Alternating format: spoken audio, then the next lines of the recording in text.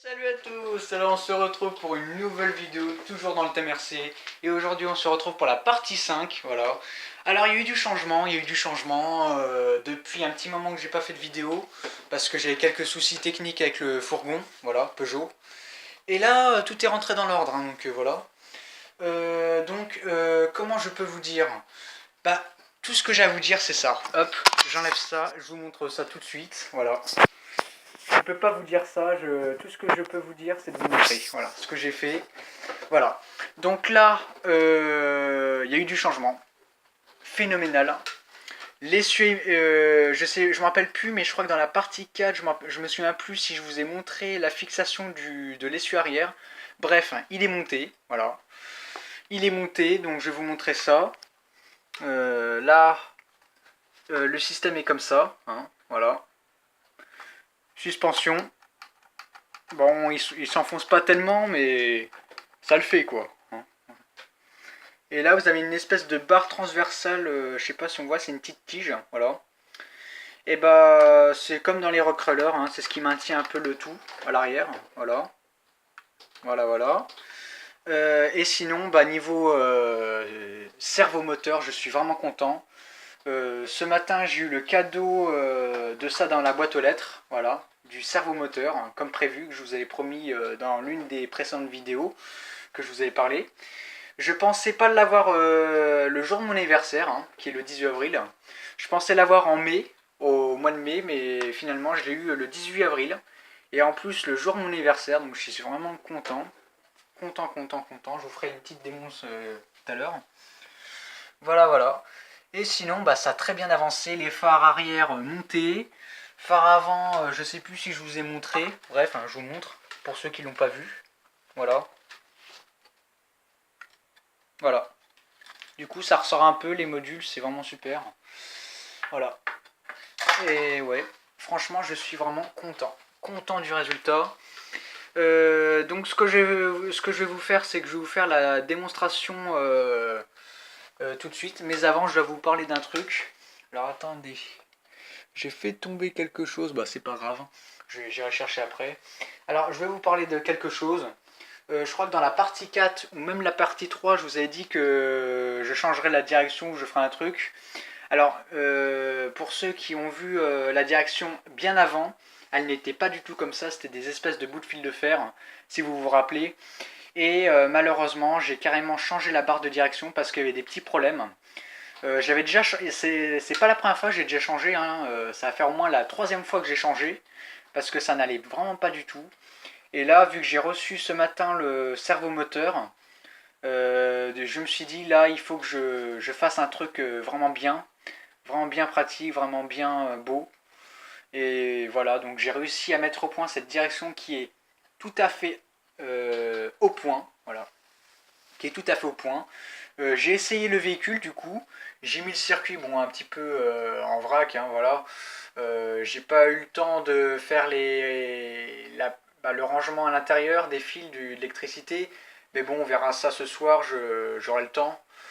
Du coup pour la prochaine partie normalement tout sera bon normalement dedans, à voir. Voilà, voilà.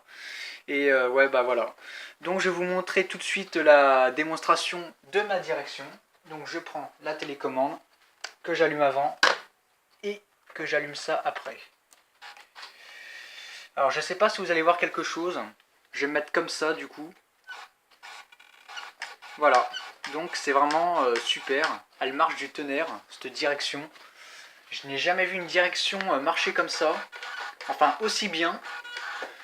L'habitude quand on crée un truc soi-même, des fois il y a des défauts ou voilà. Et bah là pas du tout, hein, regardez. Elle marche du tonnerre.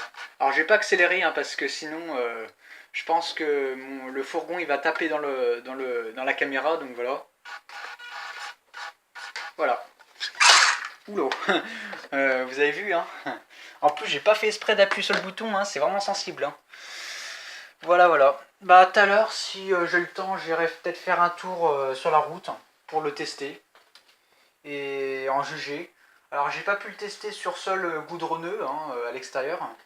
J'ai pu le tester qu'à l'intérieur. Voilà. Et je peux vous dire que même à l'intérieur, c'est une partie de plaisir. Hein. Voilà, voilà.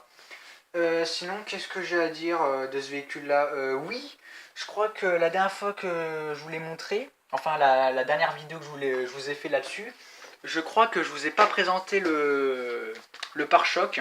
Voilà. J'ai fait un petit pare-choc en alu. Alors ça, je l'ai récupéré dans un cutter. Voilà. Un cutter usagé, hein, la lame était trop courte, du coup quand on le ressortait à fond, la lame ne sortait pas pratiquement du plastique.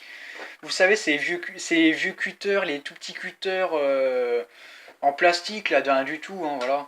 Bah j'ai démonté le plastique, j'ai cassé tout ça et j'ai récupéré ça. Et je ne savais pas quoi en faire. À la base, je devais m'en servir pour les suspensions, hein, qui est là. Je vous en parlerai aussi après parce que je crois que je vous ai pas montré comment j'ai maintenu les suspensions. Voilà. Et bah finalement, j'ai préféré faire ça parce que je trouvais que ça faisait trop réel. Vous savez, les vieux véhicules américains là, bah eux en Amérique, les pare-chocs ils sont pas en plastique, hein, pas comme chez nous, ils sont en métal. Et du coup, ça fait un peu vintage, vous voyez. En plus, je l'ai un peu cabossé, donc ça fait trop.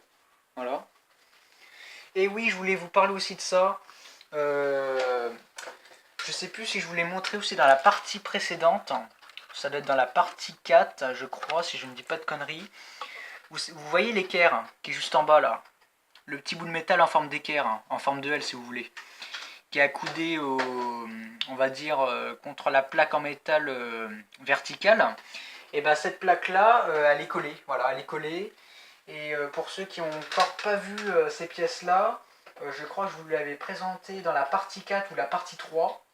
Je vous l'avais dit que j'avais découpé ça sur une base de PC, je crois. Une base en métal. Voilà, une carcasse en métal, hein, que j'ai récupérée. Donc je l'ai complètement coupé, mis en forme d'équerre. Voilà. J'ai même passé un certain temps là-dessus, mais bon, ça l'a fait. Voilà, voilà. Et puis là, bah, dans la prochaine partie, du coup, ce que je ferai, c'est que j'achèterai de la colle époxy parce que j'en ai plus du tout. Je suis à court de colle, malheureusement. Et donc du coup, là, dans la semaine, je vais essayer d'aller à Weldom, aller en chercher, voilà. Voilà, pour en fait coller ça.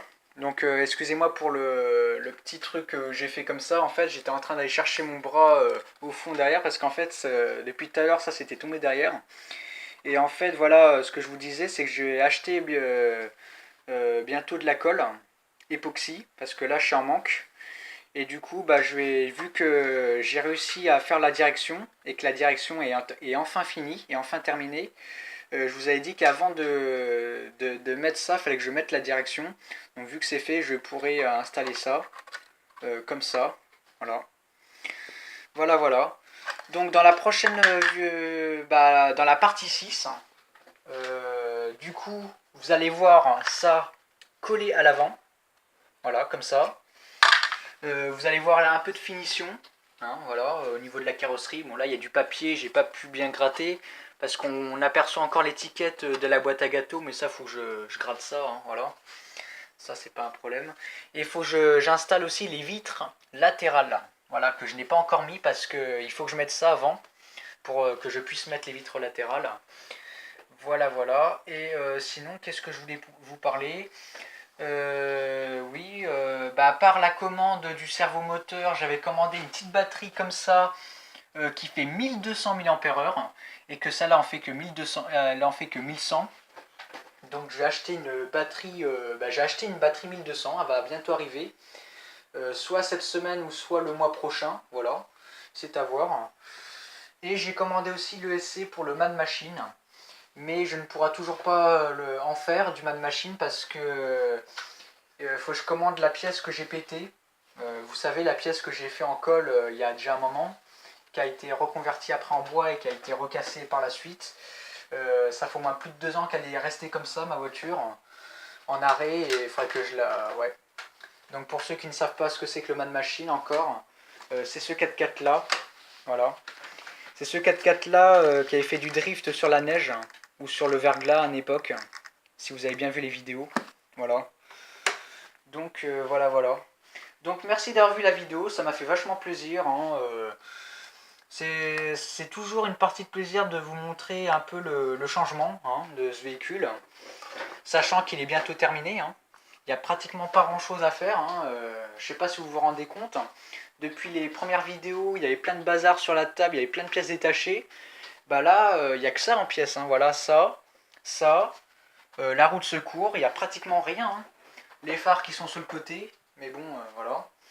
Donc, je vous remercie d'avoir vu cette vidéo. Et puis, n'hésitez pas à liker, à vous abonner, à lâcher un com. Voilà, ça fera toujours plaisir. Et puis, on se redonne rendez-vous pour la partie 6, hein, normalement. Voilà, si tout se passe bien.